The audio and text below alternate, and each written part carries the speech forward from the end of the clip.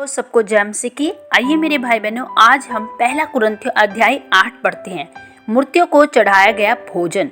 अब मूर्तियों के सामने बलि की हुई वस्तुओं के विषय में हम जानते कि हम सब को ज्ञान है और ज्ञान घमंड उत्पन्न करता है, परंतु प्रेम से उन्नति होती है। यदि कोई समझे कि मैं कुछ जानता हूँ तो जैसा जानना चाहिए वैसा अब तक नहीं जानता, परंतु यदि कोई परमेश्वर से प्रेम रखता है तो परमेश्वर उसे पहचानता है। अतः मूर्तियों के सामने बलि की हुई वस्तुओं के खाने के विषय में हम जानते हैं कि मूर्ति जगत में कोई वस्तु नहीं और एक को छोड़ और कोई परमेश्वर नहीं।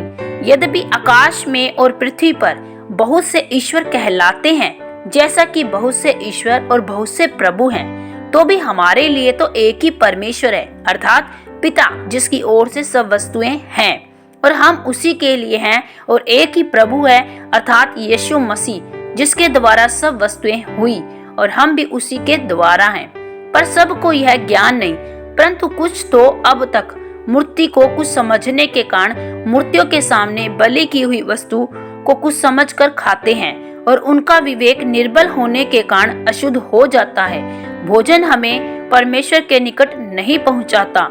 यदि हम न खाएं तो हमारी कुछ हानि नहीं, और यदि खाएं तो कुछ लाभ नहीं, परंतु सावधान, ऐसा न हो कि तुम्हारी यह स्वतंत्रता कहीं निर्बलों के लिए ठोकर का कारण हो जाए।